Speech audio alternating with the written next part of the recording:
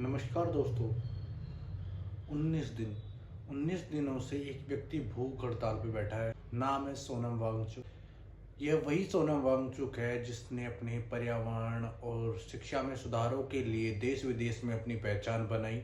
लेकिन अब की बार का मुद्दा लद्दाख नहीं, अब की बार का मुद्दा है देश की शिक्षा व्यवस्था में सुधार का। जंतर मंतर पे उन्होंने सीजेपी, जो कि कॉकरोच जनता पार्टी हाल ही में बनी है, उनके साथ में बैठकर जंतर मंतर पर उन्होंने भूख हड़ताल शुरू करी, जिसको अब 19 दिन हो चुके हैं। लेकिन सबसे बड़ा सवाल यह है, अगर देश के इतने बड़े शिक्षा में सुधारक को अपनी बात मनवाने के लिए अनशन पर बैठना पड़े, तो क्या हमारे लोकतंत्र में संवाद करने की जगह कम होती जा रही है?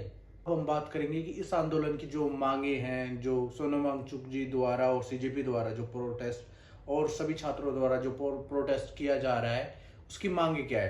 पहली मांग है कि शिक्षा मंत्री श्री धर्मेंद्र प्रधान जी का इस्तीफा। दूसरी मांग है जो नीट पेपर में लीक हुआ है उसकी निष्पक्ष जांच हो और उसकी जवाबदेही। एजुकेशन सिस्टम में जो परीक्षा प्रणाली है उसमें पारदर्शिता लाई जाए और उसमें जवाबदेही हो। तीसरी मांग। चौथी मांग ये है, नीट पेपर लीक होने की वजह से जिन बच्चों ने सुसाइड किया है उनके परिवारजनों को 1 करोड़ रुपए की राशि दी जाए। धरने पर बैठे प्रदर्शनकारी सोनम वांगचुक जी का कहना है कि अगर ऐसा ही चलता रहा तो बच्चों का जो परीक्षा परिणाम विश्वास है वो उठ जाएगा। ये उन बच्चों के लिए नुकसान नहीं है, ये उस देश के भविष्य के लिए नुकसान है जो आगामी समय में आने वाला है। लेकिन हाल ही में जो मामला है वो अब आंदोलन का नहीं रह गया है। बात आ रही है सोनम वांगचुक जी की सेहत के ऊपर।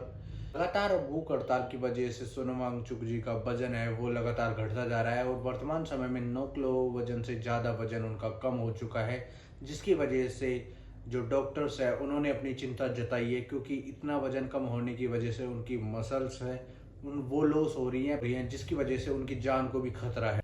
लेकिन इसके बावजूद भी सोनम वांगचुक जी का कहना है कि ये लड़ाई एक व्यक्ति की नहीं, देश के भविष्य की है। 19 दिनों से सोनम वांगचुक जी और सारे प्रदर्शनकारी इतने दिनों से भूख हड़ताल और आंदोलन पर बैठे हैं, तो सरकार से सवाल है क्यों वो औपचारिक या अनौपचारिक रूप से बात करने के लिए क्यों तैयार नहीं है। क्या शिक्षा मंत्री धर्मेंद्र प्रधान जी को अब छात्रों के सामने आकर अपनी बातें नहीं रखनी चाहिए?